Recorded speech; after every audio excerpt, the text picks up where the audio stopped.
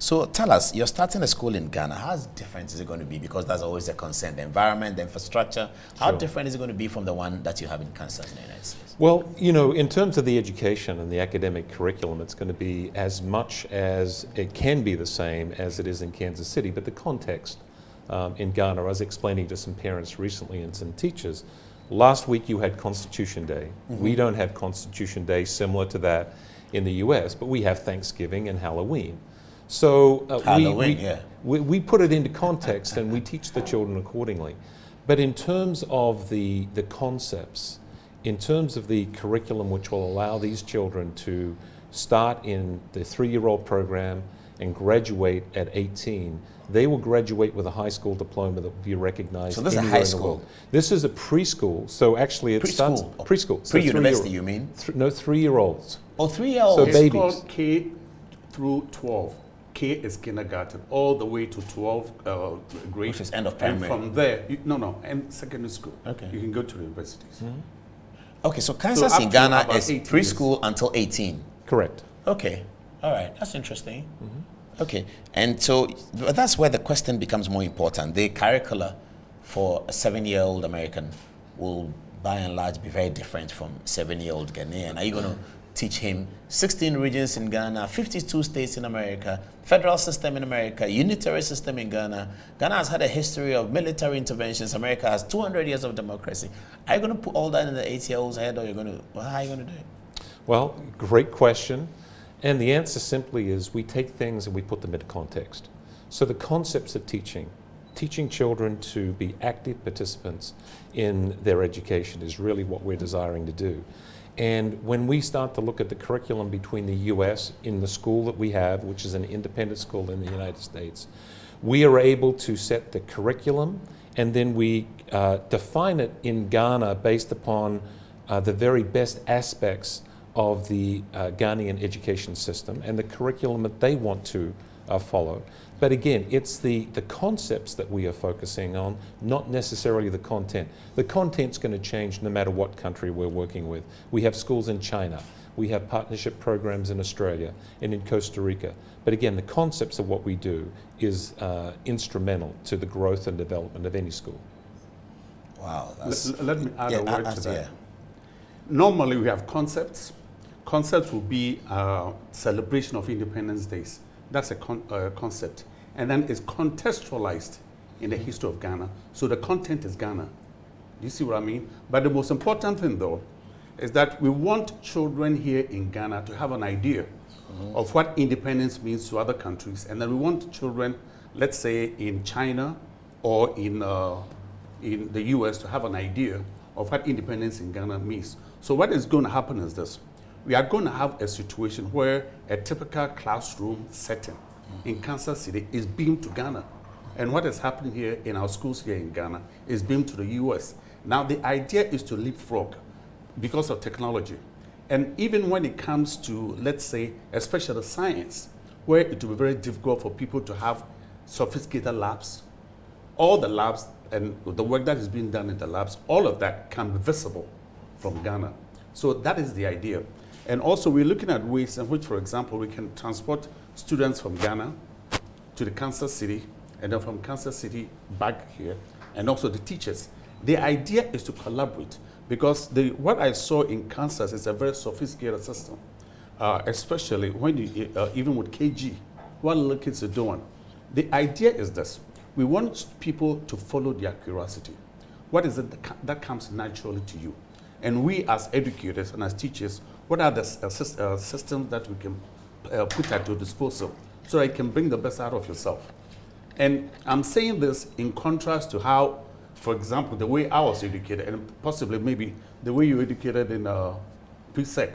Now, typical situation where you study French, for example, for about 4 years, but you can't speak it, okay? You study music for about 4 years, but you can't play a simple flute. So these are the things that we really want to make sure that people get the value for the education that you get it. And I think it's quite exciting. there's a big announcement on education. Tomorrow, Education Minister Dr Adutwum and President Akufo-Addo will be cutting the sword for the model schools that they are promising Ghanaians. The STEM, that's science, technology, engineering, mathematics. Science, technology, engineering, mathematics. You know, my daughter always has to remind me of that. I'm old, officially. Science, STEM is science, technology, engineering and mathematics. So what you see on the screen right now is a STEM schools that will be built all over Accra, and these are going to be public schools owned by the government, and so non-exorbitant school fees. They're going to be model schools in almost every community. Tomorrow, President Akufo-Addo is cutting the sword with Education Minister Dr Adutwum on this for these schools. As you can see, they look very American. This is the project. This is how it will look like. This is how it will look like in every community. It's a full STEM, it's a KG to JSS, and it's going to be in the community. It's a public school. It's nicer than any private school. It's a public school. It's to support the post-free SHS policy of President Akufo-Addo's intentions for education. So the first one will be cut short tomorrow at East Legon in Accra in the Ayawaso West Wogon constituency. Lydia Al-Hassan is the member of parliament for the constituency. She would also be there, and that's happening also under education. Okay, I'll take two questions from education people, one from Mikael, one from Matilda. Let's start with you, Mikael. What's the question? Very short, please. Okay, so you know that there's a difference in the social values between Ghanaians and Americans. I just want to know if Ghanaian students or Ghanaian parents are sending their students to this country, they know that they're getting quality education, but will they also be confident knowing that the values that are going to be instilled into their children will be things they'll be comfortable with, not things they disagree with? Are you taking us to the controversial question about LGBT? I mean, it's part of the things, yes. Okay, all right. Who will take the question? Did you get his question well? No, let's get it again. So his question is the value systems of America and Ghana. And you know that right now there's a bill, LGBT bill in Parliament, and we are discussing it and all that. So his question is, what is the role of the value systems of Ghana? Was that the role of that in the curricula that you're developing? Because the value systems in America, with the greatest of respect, are different. Some of them are different. And so his question is, how would you deal with that? Yeah, but I don't see it as a big problem at all. Mm-hmm. We have teachers here who will also have an idea of the content that have been introduced. You know, so it's not like something that is going to be forced on this country. You know, I worked in the U.S. for many years, and I've been in Ghana I was born here. I've lived here for since 1947 to now. There are values that I understand. And there are values that parents themselves have to lead. You know, it's not something that is done in a vacuum. You know, the reason why we want to involve parents is that their values are also very important. So if you want to look at the concept of values, it comes from the point of view of what Ghanaians want for their children. It's as simple as that. Matilda, you have a question? Yes, so first I'd like to start with a comment which says, Paul, I think our curriculum needs some kind of overhaul. So first I'd like to know their comments on that. And then my question is that the school sounds very innovative and very exciting. I would have loved to attend such a school. So I just want to know, are there scholarships available for brilliant but needy students? And then what's the fee like? Because it sounds like we'll be paying in dollars.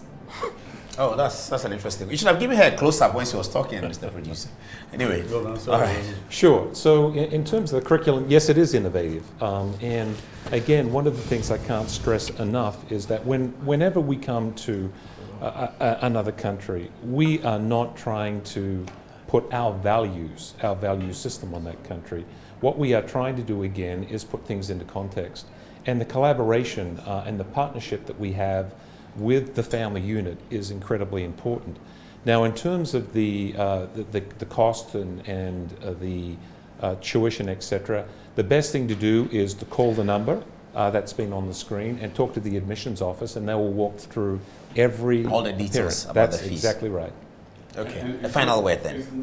In CDs. The final. It's in CDs, not yours. Yeah. No, I mean it's. You can check, and it's not like one of these exotic international schools and so on. We want to try to make it as basic as possible. The most important thing is that we want to make a difference. And like I've said earlier, education now has become an ecosystem. We don't all have to be doing the same thing. We want to begin to look at particular niche that is suitable and that can be done properly and so on. But no school can do everything. But it comes to a point where parents now have to make a decision.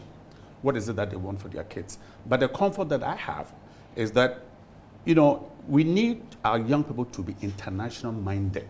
You know, for example, I started school in a little village, but I was teaching in the United States. I was teaching English in the United States. The idea is that we have to have our parameters broadened.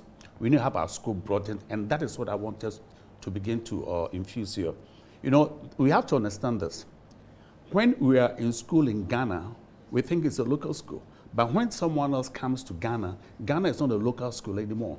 It's international. Are you with me? So the idea is that even if we were to bring American kids to come and study here, they are coming into an international arena. When we go back there, it's an international arena. This is the gap that we want to close so that there's no mystery about something that is so esoteric that we don't understand. That is why it's key that whatever we do in a particular lab outside is visible here. So that if it's a dry lab, we have an idea what it is. You know, and now, if you look at the 21st century, if you begin to look at artificial intelligence, if you want to begin to look at prototyping, people developing the ideas and so on, that is the wave of the future. The wave of the future is not to chew, pour, pass, forget, and be poor.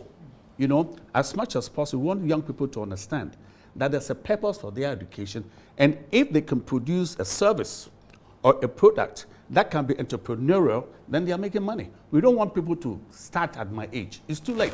You have a back problem, you can't see well, and that sort of thing. The most important thing is for us to begin with the children. But I'll tell you this, the excitement is also with the STEM program that we are introducing here in Ghana. Yes. You know, it's fantastic. You know, we want to push everything, you know, but we don't want to leave, like we say, we don't want to leave every child unattended. Look, I've taught almost every nationality. Some of our Ghanaian kids are some of the brightest kids that I've seen. I've taught Koreans, I've taught Chinese, I've taught Filipinos, I've taught Mexicans. But in Ghana, we need opportunity for our young people to shine. That is my motivation. I'd go to sleep with that in mind. I get up in the morning with that in mind. The idea is, how can we make that happen? You know, so we are looking at an ecosystem. Everybody's welcome, but the issue is this: how well are we going to situate ourselves so that our young people are successful? That is the crux of the matter. That's in France talking, isn't it? You got good education. Yeah, well, there were a few. I will tell you this. I got the fundamentals in a France film up to Form 3. Because, you know, I was taught to read and to write properly. And in fact, that has driven my life ever since. You know, I feel very comfortable wherever I am. And it's from the education I got from France from a headmaster called Francis L. Battels. Ever heard of him? Yes. Right. These. Is he not the one after whom Battelle Smith House is named? Exactly. You know. So you know, I know a lot about France. Yeah, you are not doing too badly. But the idea is that these are the mentors, and not only him. Agri, Kwejil Agri. You know of him. Yeah. What he said is this, and that should be the motto for every school in this country. Say, don't tell me what you know. Show me what you can do. That is the preamble. We've not understood that. Don't tell me what you know. Show me what you can do. We have not understood that. But I think that should be the motto of every school in this country, because there's too much theory. And what we are even saying is this: the time has come where we have to now convert the lecture halls into workshops. The schools that I see outside the country, every classroom is like a workshop, where you are not hearing, just listening and hearing things. You are doing things with what you hear. These are the things that have to be introduced. And it's going to be in the STEM program too. Yes. Because that's a very sophisticated program. I've seen it. And we want to make sure that everything that we do in this country works. Because Ghana is a beautiful country. The least we can do is to educate our young people so that they have to standards. Like Kofi Annan standards, for example. And we have the people there. So the issue with us is that every parent must be in a position where they are motivating their kids. One of the things that we want to do with this program is this: is we are going to be inspired so that the program themselves will be inspiring. You know, so that a kid gets up in the morning and they are eager to come to school. How many kids can say that? You get up in the morning and you are eager to go to school because there was something that you were doing and you're going to continue it. Yeah, something That is you the idea. finished yesterday and you are waiting to go and continue. I'll say my no. Pleasure. Okay, one final photograph of the STEM school that will be commissioned tomorrow at East Legon. 30 of them will be coming up around over the next 22 months. This will be commissioned tomorrow by the President and the Minister for Education and the Member of Parliament, because this is going to be in various constituencies across the country. STEM, this is a JSS model school. The sword will be cut tomorrow at East Legon. President Akufo-Addo and Dr Adutwum are committed to delivering 30 of this within the next 18 to 22 months across the country, and it's going to be a public school. Okay, thank you very much.